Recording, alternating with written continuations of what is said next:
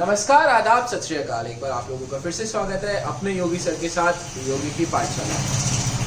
Last lecture में हम लोगों ने पहली एप्लीकेशन कर ली थी नर्स्ट इक्वेशन की, वो थे कंसंट्रेशन सेल। आज के लेक्चर में दूसरी एप्लीकेशन कराने जा रहा हूं नर्स्ट इक्वेशन से ही, वो है इक्विलिब्रियम कांस्टेंट निकालना। क्या निकालना? Equilibrium constant from Nernst equation. मतलब मेरा जो एक सेल है वो इक्विलिब्रियम की स्टेट पर पहुंच चुका है। पहले तो ये चीज समझते हैं कि इक्विलिब्रियम की स्टेट क्या होती है एक सेल में।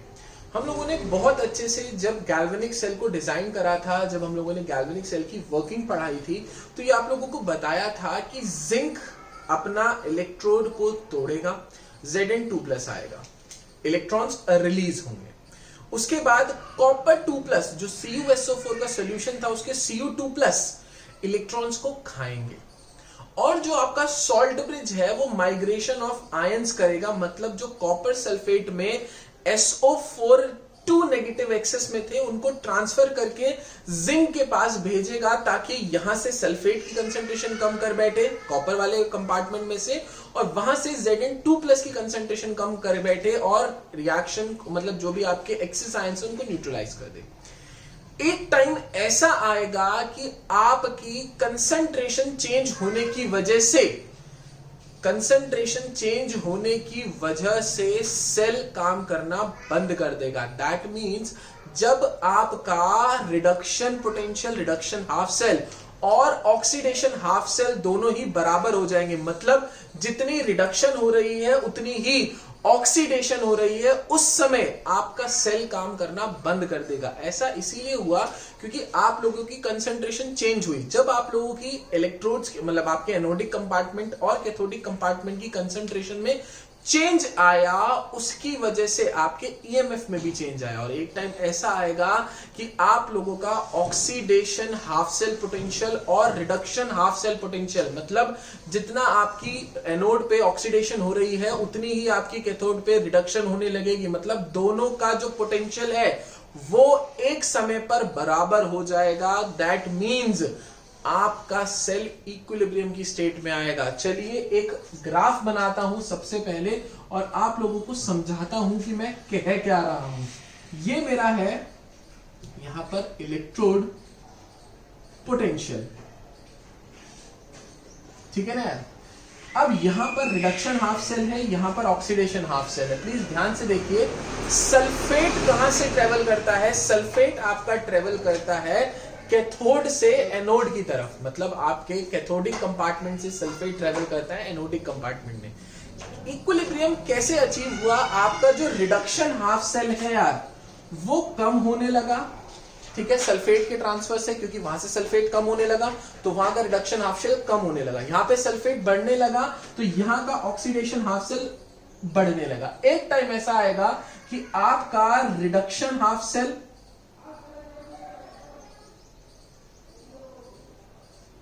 और आपका ऑक्सीडेशन हाफ सेल पोटेंशियल, मैं पूरा लिख देता हूं, oxidation half cell potential, reduction half cell potential equal हो जाएंगे। यहां पर आने के बाद आपका इक्विलिब्रियम अचीव होगा। मतलब जब आपका रिडक्शन हाफ सेल पोटेंशियल और oxidation half cell potential due to transfer of ions from one solution to another, मतलब जो इनकी कंसंट्रेशन में चेंज आया, उसकी वजह से एक सिचुएशन ऐसी आएगी जब आपका रिडक्शन हाफ सेल पोटेंशियल और ऑक्सीडेशन हाफ सेल पोटेंशियल बराबर हो जाएंगे, इक्वल हो जाएंगे। यहां पर आपका सेल काम करना बंद हो जाएगा। प्लीज इसके आगे ये चीज नहीं चलेगी। जबकि जब हम इक्विलिब्रियम में देखते थे, इक्विलिब्रियम में ये था कंसंट्रेशन कांस्टेंट हो जाएंगी। यहां पर क्या होता है, कांस्टेंट होने के साथ साथ आपकी दोनों पोटेंशियल बराबर भी हो जाएंगे, क्योंकि इक्विलिब्रियम एक ऐसी स्टेट थी जहां पर आपकी फिजिकल क्वांटिटी, जैसे आपका एक्सटर्नल प्रेशर, ये सारी चीजें कांस्टेंट हो जाती थी। इक्विलिब्रियम में हम लोग कांस्टेंट वर्ड यूज करते थे,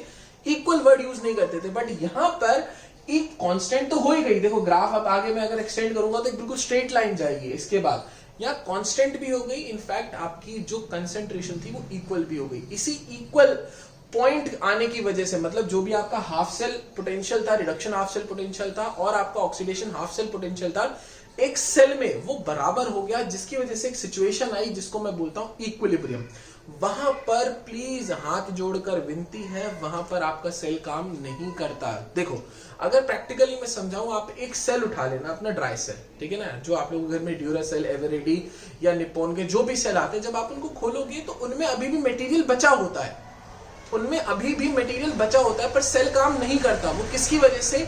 क्योंकि उस समय मतलब सेल का काम करना बंद क्यों हो गया? क्योंकि एक टाइम जितना सेल चलना था चला, मतलब एक टाइम ऐसा आया जब रिडक्शन हाफ सेल और ऑक्सीडेशन हाफ सेल दोनों बराबर हो गए और सेल में क्या एस्टैब्लिश हो गया? इक्विलिब्रियम। और इसी इक्विलिब्रियम का मतलब है आपका सेल, अब आपका सेल काम नहीं करेगा, मतलब आपका सेल का जो ईएमएफ होगा या ई सेल होगा वो 0 हो जाएगा, मतलब अब आपका सेल काम नहीं करेगा। अच्छा, जिंक और कॉपर के स्टैंडर्ड इलेक्ट्रोड पोटेंशियल में तो डिफरेंस होगा ना, मतलब ई नॉट कॉपर और ई नॉट जिंक दोनों अलग अलग होंगे। दैट मींस यहां पर ई नॉट सेल आपका 0 नहीं होगा। क्या 0 होगा? आपका सेल काम करना बंद कर जाएगा, ये बात फैक्ट है, बट आपका ई नॉट सेल 0 नहीं होगा, मतलब E naught of cathode minus E naught of anode 0 नहीं होगा। जबकि कंसंट्रेशन सेल में क्या था? कंसंट्रेशन सेल में ये 0 हो जाता था। लास्ट लेक्चर में हम लोगों ने देखा कि कंसंट्रेशन सेल में ई नॉट सेल 0 हो जाता है, क्योंकि वहां पे सेम तरीके की इलेक्ट्रोड्स थी। भाई यहां पे मैं नॉर्मल सेल की बात कर रहा हूं, जो आप लोगों ने सेल पढ़ा था ये वाला। यहां पे ई नॉट सेल कभी भी 0 नहीं होगा। ई नॉट सेल 0 क्यों नहीं होगा? क्योंकि दोनों के अपने अपने अलग अलग स्टैंडर्ड इलेक्ट्रोड पोटेंशियल्स होंगे। ई नॉट हम कैसे निकालते थे? ई नॉट सेल याद करो, E naught of cathode minus E naught of anode. हमें पता है कॉपर का ई नॉट पोटेंशियल, या मैं बोलूं कॉपर का रिडक्शन पोटेंशियल माइनस जिंक का रिडक्शन पोटेंशियल, माइनस करके हम ई नॉट सेल निकालते थे ना यार, न्यूमेरिकल्स करे होंगे आप लोगों ने प्लीज इस पे। तो प्लीज ये 0 नहीं होगा, ई नॉट सेल कभी भी 0 नहीं होगा। इक्विलिब्रियम की स्टेट पे आपका सेल काम करना बंद कर देता है। दैट मींस सेल का जो नेट ईएमएफ है या ई सेल है वो आप लोगों का 0 हो जाएगा। ठीक है, आगे चलता हूं, अब नर्स लगाता हूं एक इक्विलिब्रियम की स्टेट पर। ठीक है, आइए देखते हैं। ठीक है, चलिए देखते हैं। कोई डस्टर नहीं है, हाथ से काम चलाएंगे प्लीज। चलिए अब आगे देखते हैं कि अब मेरा जो सेल था यार, देखो यार सेल क्या था मेरा? Zn से Zn 2 plus salt bridge Cu2 plus से Cu। अगर इसकी इक्वेशन बनाता हूं तो Zn से Zn 2 प्लस, ये मेरी किसकी इक्वेशन हो गई यार? एनोड की, लोन से जो मैंने कराई था, किससे करी मैंने यार? लोन से। कैथोड की इक्वेशन क्या हो गई? Cu2 plus plus 2 electrons gives Cu। ठीक है, इनकी कोई भी कंसेंट्रेशन हो सकती है। देखो आगे जाके मैं बताऊंगा, फर्क नहीं पड़ने वाला जब मैं फॉर्मूला यूज करूंगा नर्स का यार। ठीक है, क्योंकि वही सेम चीज मैं रिप्लेस कर दूंगा। ठीक है, मतलब आपको नॉर्मल जो भी इक्वेशन बनानी है आप वो सिंपल इक्वेशन बनाइए और ध्यान से देखिए क्या इक्वेशन बनी यार आपकी? Zn plus Cu2 plus gives Zn2 plus plus Cu। ये आपकी इस सेल की इक्वेशन बन गई। अब अगर ये सेल इक्विलिब्रियम में आ गया तो मैंने यहां के बीच में क्या लगा दिया कि यार अब ये सेल इक्विलिब्रियम में आ गया, मतलब Zn से Zn2 प्लस जाना उतना ही वापस Zn2 प्लस से Zn आना, कॉपर 2 प्लस से कॉपर जाना उतना ही कॉपर से कॉपर 2 प्लस बनना, मतलब इनके बीच में इक्विलिब्रियम एस्टैब्लिश हो गया। जितनी रिएक्शन आगे जा रही थी उतनी रिएक्शन फॉरवर्ड आ रही थी। ठीक है ना यार, ऐसे जाना मतलब अब कांस्टेंट हो गया था। हाँ एक डायनेमिक प्रोसेस है, बट इनकी कंसंट्रेशन में अब कोई चेंज नहीं आने वाला, ये आपको पता है ना यार। और हमने हाफ सेल से भी दिखाया, ग्राफ से भी दिखाया कि रिडक्शन हाफ सेल और ऑक्सीडेशन हाफ सेल का पोटेंशियल दोनों का बराबर हो जाता है। तो यहां एक इक्विलिब्रियम एस्टैब्लिश हो गया। अब क्लास 11th को याद करिए और यहां से इक्विलिब्रियम कांस्टेंट लिखते हैं। आ जाओ, equilibrium constant Kc was defined as the ratio of product upon reactant, each concentration raise to the power of the stoichiometric coefficient. मतलब यहां पर यूज होगा Zn2 प्लस की कंसेंट्रेशन, और अगर कोई स्टाइशियो होती तो वहां चढ़ती, इनटू कॉपर, यही तो था प्रोडक्ट अपॉन रिएक्टेंट। ध्यान से देखो, और नीचे क्या था? कॉपर 2 प्लस की कंसेंट्रेशन और Zn की कंसेंट्रेशन। याद करो कंसेंट्रेशन को बाद में एक्टिविटी से रिप्लेस कर दिया गया था, या फिर ये बोला गया था कि प्योर लिक्विड और प्योर सॉलिड को नेग्लेक्ट कर देते हैं, इनकी एक्टिविटी हम लोग 1 लेते हैं। तो आप लोगों का केसी क्या आ गया यार, ये आ गया। ठीक है, अब इसी को देखकर नर्स लगाओ। केसी तो आपने लिख लिया ना इसी क्वेश्चन का यार, प्रोडक्ट अपॉन रिएक्टेंट, और जो भी स्टाइशो होगी वो चढ़ जाएगी। इसमें स्टाइशो कुछ नहीं थी तो मैंने कुछ भी नहीं चढ़ाया। Applying Nernst,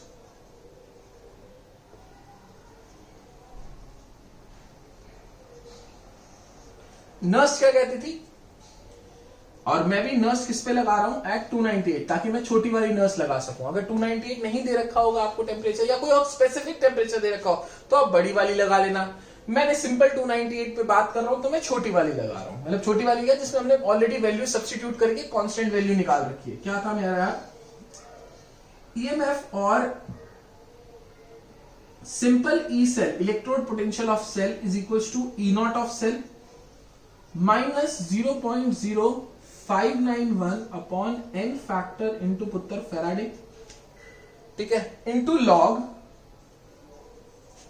product. प्रोडक्ट क्या है मेरे,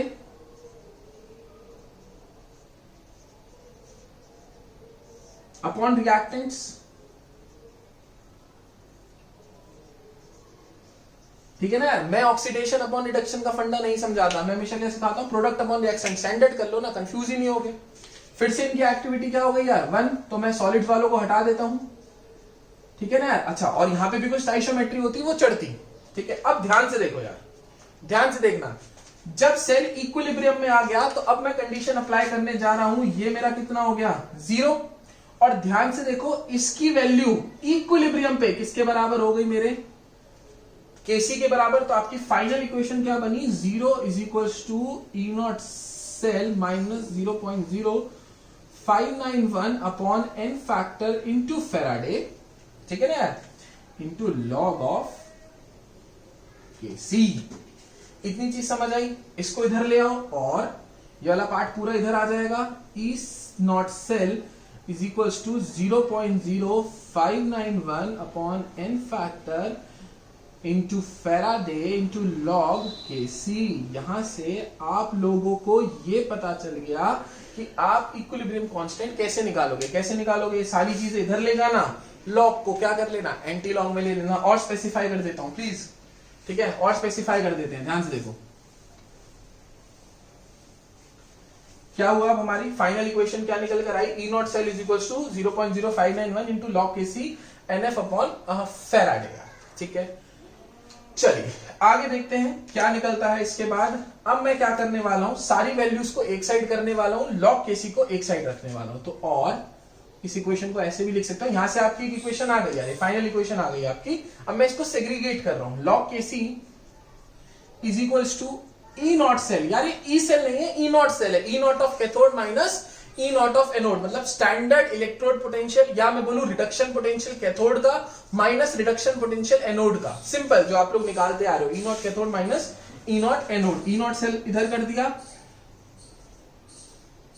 ये आपका N factor, number of electron transit in a reaction into Faraday divided by आपका 0.0591। एक चीज आपको ऐसे भी रिप्रेजेंट कर सकते हो अगर आप उसको करनी है। तीसरी चीज और इस बात को मैं ऐसे भी कर सकता हूं, केसी इज इक्वल्स टू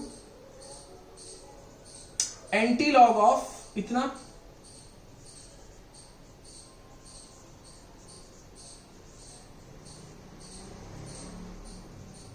ठीक है ना।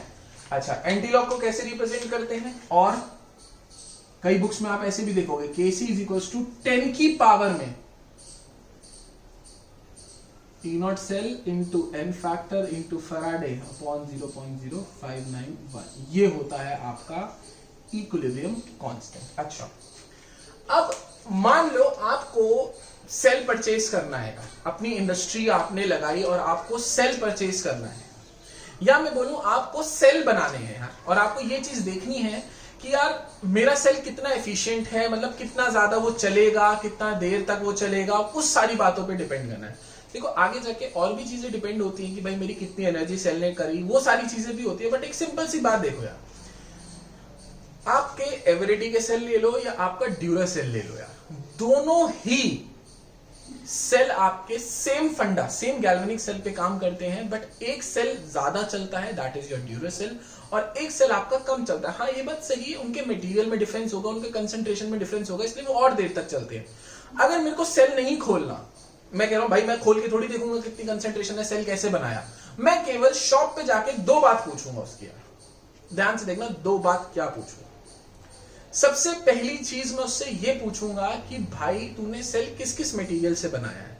एक हमें ये अंदाजा लग जाएगा कि सेल का ई नॉट क्या है, सेल का क्या है, ई नॉट सेल क्या है, ठीक है। E naught cathode minus E naught anode, जिस सेल का ई नॉट सेल जितना ज्यादा होगा उतना ही लेट तक चलेगा वो सेल, याद रखना, मतलब उतना ही देर तक चलेगा। मतलब उसने अगर मटेरियल मुझे बता दिया कि भाई मैंने स्टैंडर्ड कंडीशंस पे ये मटेरियल लिया है, तो वो मेरे को एक ई नॉट सेल से अंदाजा लग जाएगा। दूसरी चीज मैं उससे ये पूछूंगा कि बाबूजी मेरे को आप ये चीज और बता दो, किस सेल का इक्विलिब्रियम कांस्टेंट ज्यादा है।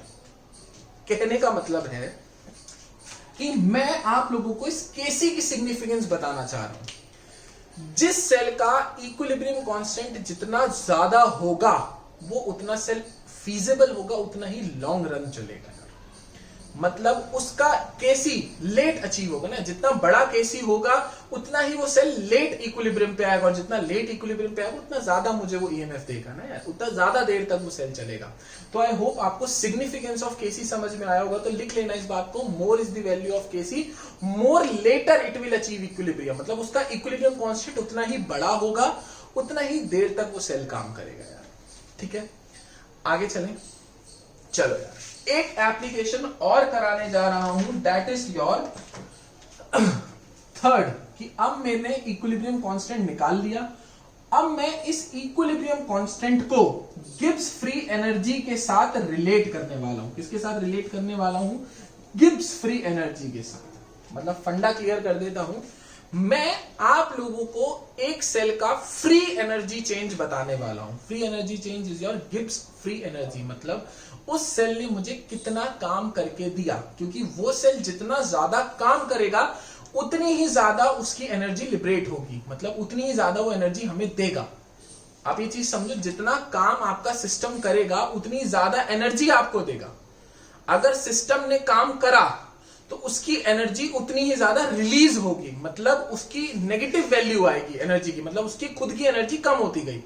यही अगर सिस्टम पे काम करा गया तो उसकी एनर्जी बढ़ती है। थर्मोडायनेमिक्स में पढ़ा था ना यार, अगर मैं किसी सिस्टम को एनर्जी देता हूं, मतलब अगर किसी सिस्टम पे मैं काम करता हूं तो उसकी एनर्जी बढ़ती है। यही अगर कोई सिस्टम काम करता है तो उसकी एनर्जी कम होती है, वो हमें फ्री एनर्जी चेंज देता है यार, ठीक है। मतलब वो सिस्टम ज्यादा अच्छा है जो खुद ब खुद काम करके हमें एनर्जी लिबरेट कर दे यार, ठीक है। इसी कंसेप्ट को माइंड में रखते हुए मैं सबसे पहले आप लोगों को गिब्स फ्री एनर्जी निकाल के दिखाऊंगा एक सेल की, कि गिब्स फ्री एनर्जी होती क्या है।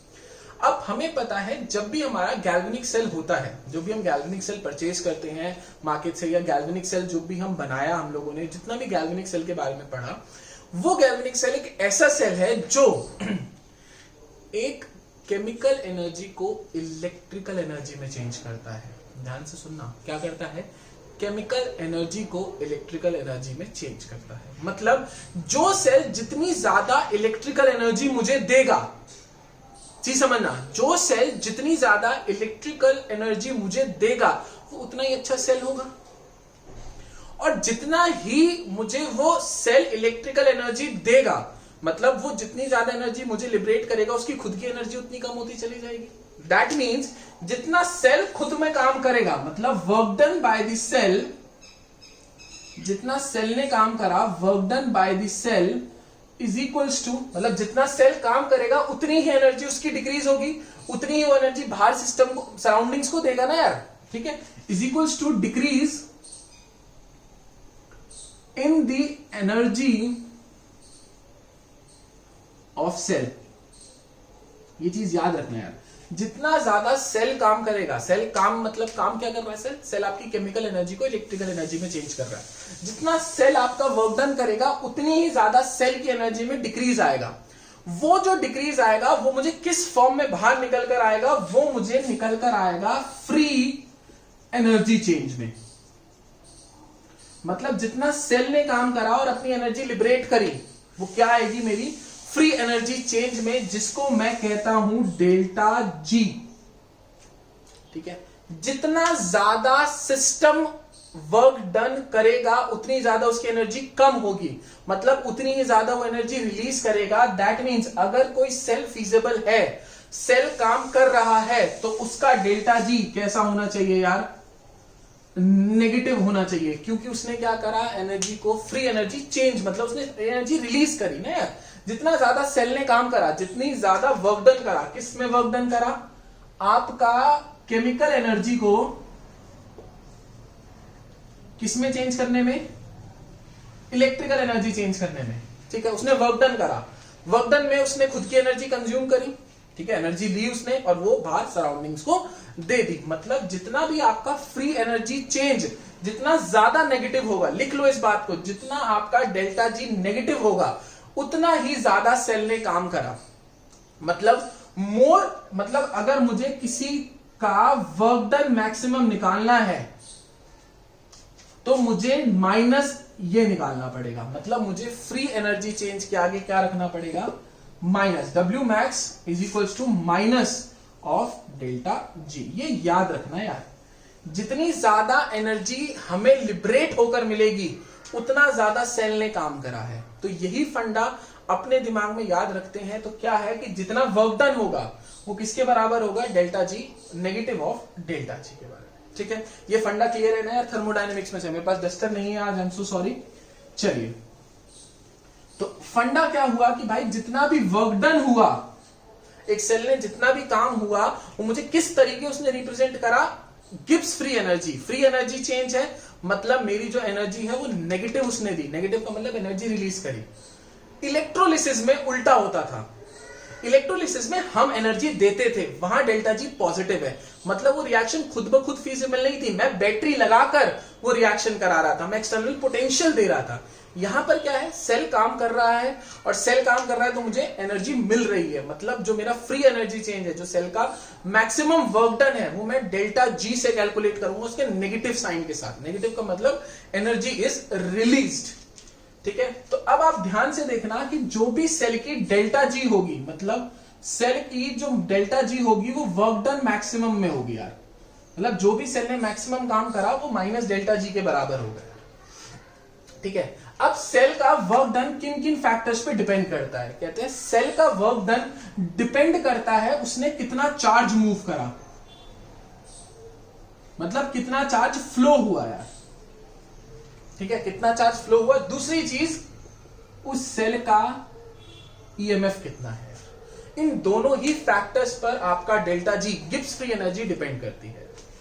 अच्छा, एक मोल इलेक्ट्रॉन्स जब फ्लो करते हैं तो कितना चार्ज प्रोड्यूस करते हैं? याद करो, 1 मोल ऑफ इलेक्ट्रॉन्स जब फ्लो करते हैं, मतलब एक मोल इलेक्ट्रॉन्स जब एक जगह से उठकर दूसरी जगह जाते हैं तो वो कितनी एनर्जी या कितना चार्ज प्रोड्यूस करते हैं कूलम्स में? That is your 1 Faraday. ठीक है, यही अगर मैं n मोल ले लूं तो वो क्या हो गया? n Faraday. ठीक है ना, और उसको मैं किससे मल्टीप्लाई कर दूं? सेल के ईएमएफ से। तो यहां से मुझे माइनस डेल्टा जी निकल कर आ गया, number of moles of electron into Faraday, that is the work done in moving mole n moles of electron into EMF of that cell, E cell. ठीक है, और अब मैं माइनस साइन इधर शिफ्ट कर दूं तो delta G comes out to be minus n into F into E cell. तो यहां से जो आप फॉर्मूला रट कर बैठे हो, आप लोगों ने जितनों ने इलेक्ट्रोकेमिस्ट्री खत्म कर दी है, स्कूल में कर ली है, टीचर्स से कर लिया है, ये रट बैठे हो तुम कि delta G equals to n F ई।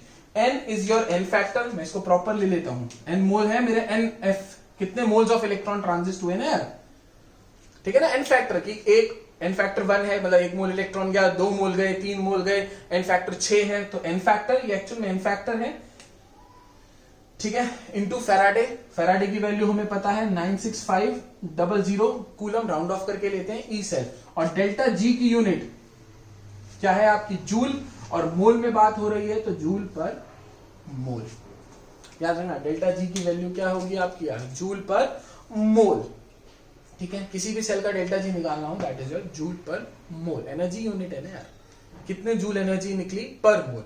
ठीक है, ये आपका एक जनरल फॉर्मूला है। यही चीज अगर मैं, कहां गया यार, डिस्टर्ब नहीं है, यही चीज अगर मैं, ध्यान से देखना यार, यही चीज अगर मैं स्टैंडर्ड कंडीशंस पे अप्लाई करूं, अप्लाइंग इट एट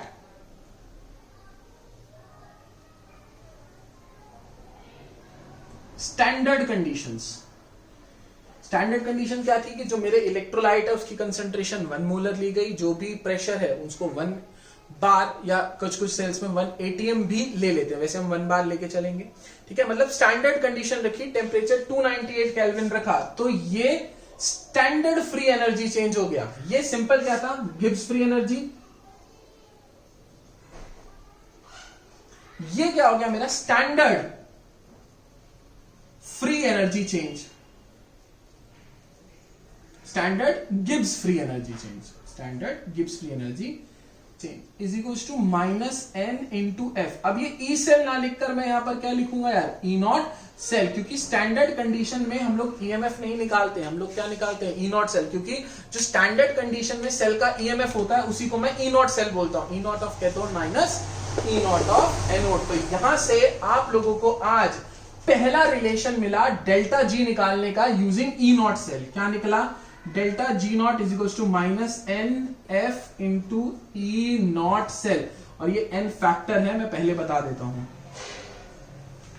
ठीक है भाई जनों, अच्छा लास्ट 2 वीडियो से मैं पूछता आ रहा था कि दो आपने ई नॉट आप कर रहे थे, वो एक इंट्रिंसिक प्रॉपर्टी है, बट आप लोग ई नॉट सेल को कैसे निकालते थे, E naught of cathode minus E naught of anode. Actual में आज सीख लो, वहां ई नॉट माइनस नहीं हो रहा होता था, वहां एक्चुअल में गिब्स फ्री एनर्जी माइनस हो रही होती थी, मतलब total Gibbs free energy of the cell is equals to standard Gibbs free energy of cathode minus standard Gibbs free energy of anode. वहां से आपका टोटल n और f कट जाता था और आपका सिंपल क्या निकलता था, E naught cell is equals to E naught of cathode minus E naught of anode. तो कल को अगर आप लोगों से कोई भी पूछे, कोई भी दिमाग में रखे, भाई हम ई नॉट एक्चुअल में माइनस नहीं कर रहे, हम पूरे सेल का standard free energy change minus कर रहे हैं, that is delta G naught of the cell, हम ये एक्चुअल में माइनस कर रहे हैं, nf E naught of cathode minus nf E naught of anode, हम ये चीज माइनस कर रहे थे यार, हम डेल्टा जी में डील कर रहे थे, हम डेल्टा जी माइनस कर रहे थे एक्चुअल में, ई नॉट सेल माइनस नहीं कर रहे थे। और डेल्टा जी आपकी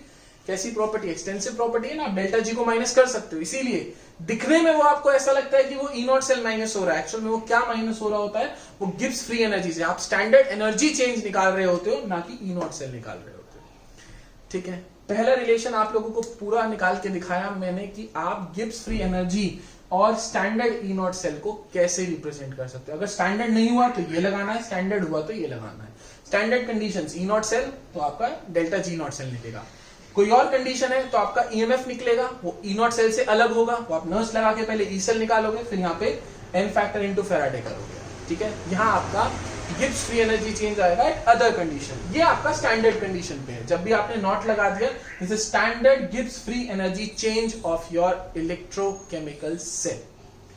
अब आगे चलते हैं कि यार मैं डेल्टा जी नॉट को, अरे यार डेल्टा जी नॉट को किससे लिंक करने वाला हूं, आपके इक्विलिब्रियम कांस्टेंट से लिंक करने वाला हूं। ध्यान से देखना कि मतलब आप Gibbs free energy change use करके आपका इक्विलिब्रियम कांस्टेंट निकाल सकते हो, या मैं उल्टी बात बोलूं, आप इक्विलिब्रियम कांस्टेंट यूज करके delta G naught of cell निकाल सकते हो। देखो कैसे, आपको पता है एट इक्विलिब्रियम, अभी निकाल के आए आप लोग, एट इक्विलिब्रियम ई सेल 0 हो जाता है।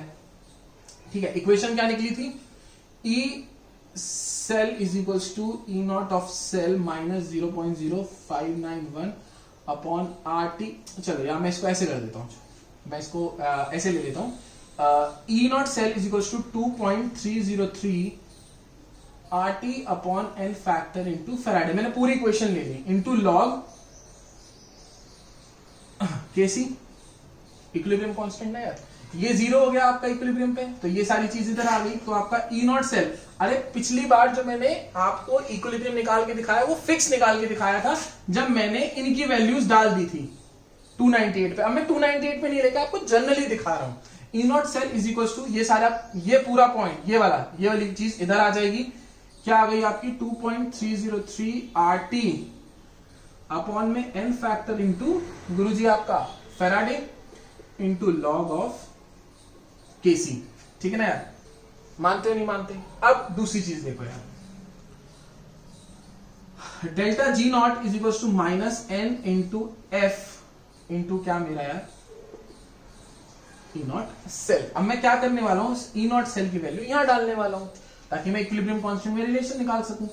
Delta G naught is equal to ये आपका एन फैक्टर है, N factor into Faraday into E naught क्या आया आपका 2.303 into R into T upon में N factor into Faraday into log K C. N F से आपका एनएफ कटा, आपके पास फाइनल इक्वेशन क्या आ गई, delta G naught is equal to minus 2.303 R T log K C. ये आपकी फाइनल फ्री एनर्जी चेंज आया विद, अगर आपको लॉग के सी के थ्रू निकालना है, मतलब आपका एक रिलेशन आ गया गिब्स फ्री एनर्जी चेंज और लॉग केसी का। तो आज हम लोगों ने दो चीज पढ़ी। आज हम लोगों ने सबसे पहले तो इक्विलिब्रियम कांस्टेंट निकाला और समझा कि वो स्टेट कब आती है इक्विलिब्रियम की। दूसरी चीज हम लोगों ने फॉर्मूला डिराइव करा, कैसे हम लोगों ने पहले ईएमएफ को जीरो पुट करा, E naught cell is equal to minus 2.303 RT upon N factor into log product upon reactant को केसी से रिप्लेस करा। 298 केल्विन पे ये पूरी इक्वेशन बन गई, EMF is equal to E naught cell minus 0.0591 upon N factor into Faraday into log of KC. EMF को zero डाला क्योंकि एट इक्विलिब्रियम सेल काम नहीं करता। इससे 298 केल्विन पे आपको एक ई नॉट और केसी का रिलेशन मिला, E naught is equal to 0.0591 upon N factor into Faraday into log KC. वहां से आप एंटी लॉग लेके केसी की वैल्यू निकाल सकते हो। एक काम हम लोगों ने आज ये करा। दूसरा काम हम लोगों ने क्या करा, गिब्स फ्री एनर्जी चेंज को समझा और उसके बाद गिब्स फ्री एनर्जी का स्टैंडर्ड फॉर्मूला निकाला, delta G naught is equal to minus n factor into Faraday into E naught of cell. अच्छा याद रखना, जितना ज्यादा डेल्टा जी की वैल्यू नेगेटिव होगी उतना ज्यादा हमें फ्री एनर्जी चेंज मिला, मतलब उतना ज्यादा सेल ने काम करा, उतना ही बढ़िया आपका सेल है। जितना ज्यादा डेल्टा जी की वैल्यू जितनी नेगेटिव होगी, जितनी नेगेटिव मतलब उसका मैग्नीट्यूड नेगेटिव साइन के साथ जितना ज्यादा होगा, समझ रहे हो ना मेरी बात? दैट मीन्स एक की वैल्यू निकली -20 और एक की वैल्यू निकली -40, ये वाला ज्यादा बढ़िया है यार। ठीक है, नेगेटिव साइन आपको क्या बता रहा है कि आपने एनर्जी चेंज मिला, आपको 40 बता रहा है उसका मैग्नीट्यूड, मतलब नेगेटिव साइन के साथ जिस सेल का मैग्नीट्यूड जितना ज्यादा हुआ उतना ज्यादा आपको फ्री एनर्जी चेंज मिला। नेगेटिव साइन मींस थर्मोडायनेमिकली आपको एनर्जी रिलीज हुई है। ये मत कर बैठना कि भाई नंबर लाइन पे कंपेयर कर लो, मैं नंबर लाइन पे कंपेयर करने की बात नहीं कर रहा हूं। दो सेल्स का डेल्टा जी आप तभी कंपेयर करोगे जब आप नेगेटिव साइन को समझोगे कि नेगेटिव साइन का मतलब एनर्जी चेंज है, एनर्जी रिलीज है, और इन दोनों में से किसमें एनर्जी ज्यादा रिलीज हुई, -40 है। तो जिस सेल का डेल्टा जी जितना ज्यादा नेगेटिव हुआ, जितना ज्यादा नेगेटिव का मतलब माइनस साइन के साथ जिसका मैग्नीट्यूड जितना ज्यादा हुआ, वो उतना अच्छा सेल है। और आपको बता दिया किस किस पे डिपेंड करता है आपका डेल्टा जी, एन फैक्टर पे, मतलब कितने मोल्स ऑफ इलेक्ट्रॉन ट्रांजिस्ट हुए हैं, और उस सेल के ई नॉट पे। अगर स्टैंडर्ड कंडीशन नहीं है तो उस सेल के सिंपल ई सेल पे यार। ठीक है, इलेक्ट्रोकेमिस्ट्री खत्म होती है। जितनी चीज मैंने पढ़ानी थी वो मैंने पढ़ा दी। दो मगअप करने वाले टॉपिक हैं। पहला टॉपिक है आप लोगों की बैटरीज या प्राइमरी सेल और सेकेंडरी सेल। प्राइमरी सेल जो सिंगल टाइम यूज होता है, सेकेंडरी सेल जो रिचार्जेबल बैटरीज होती हैं। इसमें आप लोगों को क्या क्या चीजें याद करनी है, आपको एक नोट शीट दे दी जाएगी, एक हैंडआउट दे दिया जाएगा ग्रुप पे, वो याद देख लेना। जो लोग ग्रुप पे नहीं है वो लोग लिंक में डिस्क्रिप्शन में मेरे नंबर पे कांटेक्ट करें, मेल करें, मैं उनको वहां पे दे दूंगा। और एक आपका छोटा सा कोरोजन वाला पार्ट है। ये दो चीजें आप लोगों को अपने आप याद करनी है। मैक्सिमम जो इलेक्ट्रोकेमिस्ट्री का मैं आप लोगों को समझा सकता था सीबीएसई और जेई के लिए, वो मैंने समझा दिया। हाँ, जेई में उस हैंडआउट में से भी क्वेश्चन आते हैं यार फ्यूल सेल क्या होता है, फ्यूल सेल की एफिशिएंसी क्या होती है। ये सारी चीजें आप लोगों को हैंडआउट में मिलेंगी, क्योंकि यार आप लोगों को एनसीईआरटी में भी बहुत पूछता है वो lead storage battery, nickel cadmium cell और फ्यूल सेल। ये कुछ कुछ ऐसे सेल्स हैं जो पूछता है कि इनकी रिएक्शन बता दो, एनोड पे क्या लिया, कैथोड पे क्या लिया। तो ये सारी चीजें आप लोगों को याद करनी है। सबसे ज्यादा इंपॉर्टेंट क्वेश्चन नर्स में से आता है, डेल्टा जी में से आता है, इक्विलिब्रियम कांस्टेंट में से आता है। ठीक है यार, इलेक्ट्रोकेमिस्ट्री खत्म हुई। प्लीज अपने सारे असाइनमेंट्स कर लेना, एक असाइनमेंट आप लोगों को और मिलेगा यार। ठीक है, एक असाइनमेंट आप लोगों को जब मिलेगा उसको हाथों हाथ कंप्लीट करके आगे चलना। इसके बाद इलेक्ट्रोकेमिस्ट्री के बाद मैं पॉलीमर्स की सीरीज अपडेट करूंगा गुड़गांव वालों के लिए भी और आपके फरीदाबाद वालों के लिए। थोड़ा सा आपका लाइट हो जाएगा मामला, फिर हम लोग केमिकल काइनेटिक्स पे आगे चलेंगे। ठीक है, I will take your leave. घर रहें, सेफ रहें। Thank you.